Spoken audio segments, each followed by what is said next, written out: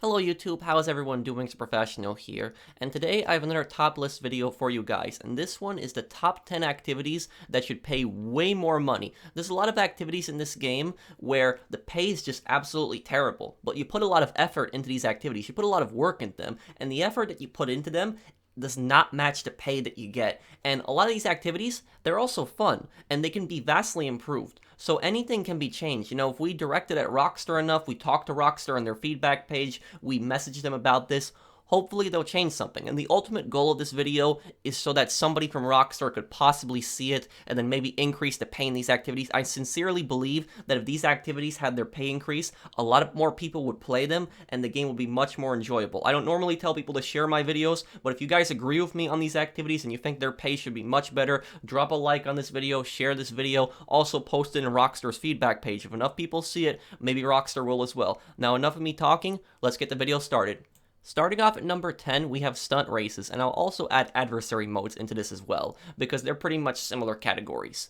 Now, Stunt Races and adversary modes, so many have been added to this game, and what's unfortunate is the pay on them is just so bad, and some of these Stunt Races and these adversary modes can be pretty fun. Unfortunately, not too many people play them, and the reason that so little people play them is because the pay is just really bad. I invited everyone on my friends list, and I invited my crews and my friends list, and only two of my friends actually joined this stunt race at this time. Very few people actually want to do these stunt races. I can barely find matches with them. The same thing for the adversary modes. And some of these matches, you can put a lot of work and effort in. One time I was doing like a 3-lap race and I was versing like 15 other people and I got into first place and I won. And there were several times where people in that lobby would try to spin me out, they would try to get me to crash, and I would crash a few times, but I still managed to catch up. I put so much work into that race, and you know how much money I got for winning first place? It was like around $25,000, which is just terrible, and that race took me like about 10 minutes to complete.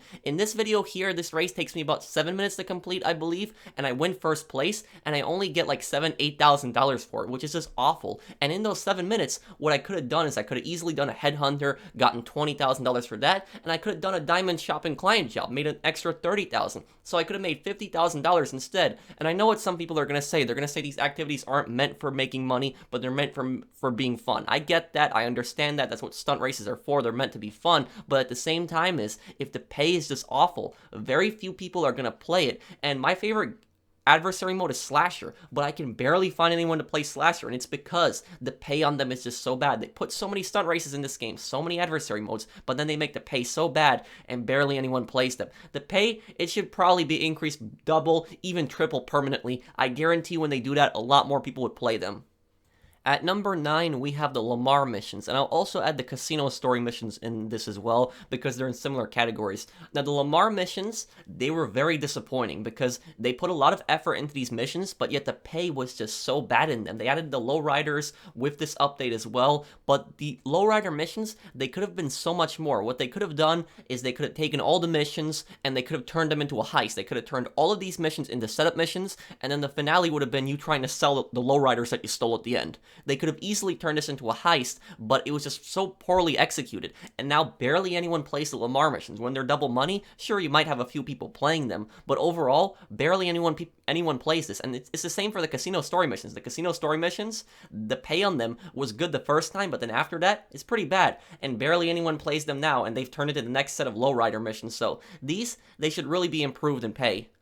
Next at number 8, we have contact missions. Now, contact missions will be a pretty controversial one on this list. A lot of people will be defending the current pay, but I think that the pay can be actually much better because if you think about it, contact missions, they're kind of out of date. I mean, they're still enjoyable to do. You still get a decent amount of money, and they're great for beginners. Don't get me wrong. Beginners, it's really good for them because they don't really need a business to do them, and they can just keep doing them. But contact missions, the longer you take on these missions, the more money you get. But in the same time you could be doing VIP work, which pays much better, and the faster you complete it, you pretty much get the same amount of money, and you could also be doing client jobs, which are good paying as well. So in that same time that you could be doing contact missions, you could be doing VIP work, you could be doing client jobs, and you could be making much more money than this. I think personally, contact missions should be doubled permanently. All contact missions should be doubled permanently. If you do that, I guarantee you a lot more people would play contact missions. Moving on to number 7, we have CEO Associate Pay. Now, this can be vastly improved. CEO Associate Pay is that pay that you get every 15 minutes when you are an associate as a CEO. You get either $5,000, $6,000, $7,000, $8,000, $9,000, up to $10,000. And you increase this by doing specific activities, like, for instance, CEO cargo work that I'm doing right here, or helping to source top-range cars or other types of import-export cars. But the problem with this pay is that it's not enough of an incentive to get people to help you with crates. Because if somebody's just going to be getting an extra $500 every 15 minutes for helping you, that's not really much of an incentive. What it should be is, this is how I would do it personally. Every single time an associate helps a CEO deliver crates to their warehouse and they finish that crate mission, they should get $10,000. Each time they deliver that to the warehouse. And then on top of that, every 15 minutes, they should get an additional $10,000 automatically. I guarantee you, if you had that in, a lot more people would be helping each other with crates, and it would be beneficial to everyone. You know, associates would be making money helping people with crates, and also CEOs would be able to stock up on crates. It would work for everyone. This can be vastly improved. Next, at number 6, we have Special Vehicle VIP work. Now, when I say this, I'm not referring to jobs like Headhunter and Sightseer. Those pay pretty well. They pay around $20,000, and Headhunter and Sightseer are some of the best VIP works in this game. Asset Recovery can also be improved. That can pay much better because the pay in that one is pretty bad. But I'm talking about the specific VIP works that require special vehicles. You have to own these vehicles to do the VIP work. You know, they should remove that feature. You shouldn't have to own these vehicles to do the VIP work because you're not using your custom vehicle for that VIP work. And for instance, this one, I have to own the Wastelander to do this VIP work. That's the only reason that I'm able to do it, because I own the Wastelander, and I drive it all the way across the map up to Grapeseed, and I only get $20,000. But that's not the worst part about jobs like this. The Special Vehicle VIP work, each time you complete one, you have to wait half an hour versus 5 minutes to start up another one. They should really reduce that timer. Make it 5 minutes like the other ones. I could understand keeping Fully Loaded Ruiner at least 30 minutes, because that one, some people use that to grief. They abuse the Fully Loaded Ruiner to kill other people. I can understand that. But jobs like this one, this should not have a 30-minute cooldown. There is no reason for that, and we should also not have to own a Wastelander just to do this mission, since we're not even using our custom vehicle. That makes no sense. At number 5, we have Nightclub Income Pay. Now, when I say this, I'm not referring to the underground portion of the nightclub that is actually pretty good and one of the best paying businesses in the game. What I'm referring to is the nightclub income itself, the one that comes from popularity missions. Now, for a lot of people that were excited for the nightclub update, don't get me wrong, the nightclub update was a great update in my opinion, but one thing that disappointed a lot of people was that the income from the nightclub itself, the above ground portion, was not good. You would put a lot of effort into these popularity missions, and this mission right here, the blimp mission, is actually one of the easiest missions. The worst mission is the one with the posters, where you have to hang up 8 posters all across the city, and they can be very far from each other. And to be fair to Rockstar, they updated popularity missions with the casino update, and they made it from getting half a bar of popularity to getting 1 bar and 0.25 of popularity per mission. That means instead of having to do 10 missions in the past, we now have to do 4 missions. But even when you have popularity all the way up, all you get is $10,000 every 48 minutes. That should really be increased, you know? Make it at least $20,000. $20,000 every 48 minutes, I think that's pretty fair. I don't think that really breaks the game, and I would encourage a lot more people to do these popularity missions.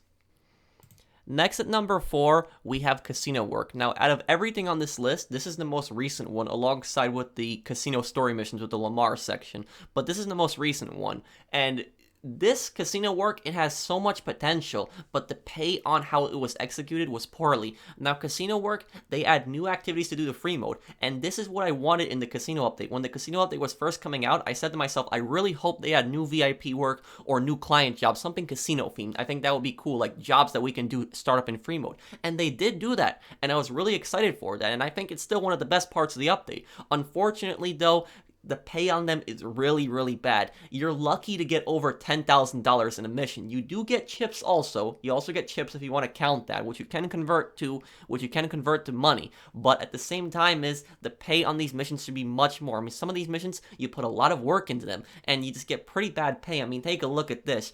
So client jobs and VIP work, they always pay much better. I mean, at least double the casino work pay. When the casino work was doubled, I do remember that event week, it was actually worth doing. A lot of people played it. We made a lot of money and we had fun doing these jobs, so this one can be vastly improved. Don't let this one go down the drain, Rockstar. Don't let it fall apart like the other ones. This is a recent addition, it's still relevant, and it's pretty fun. Please increase the pay on casino work.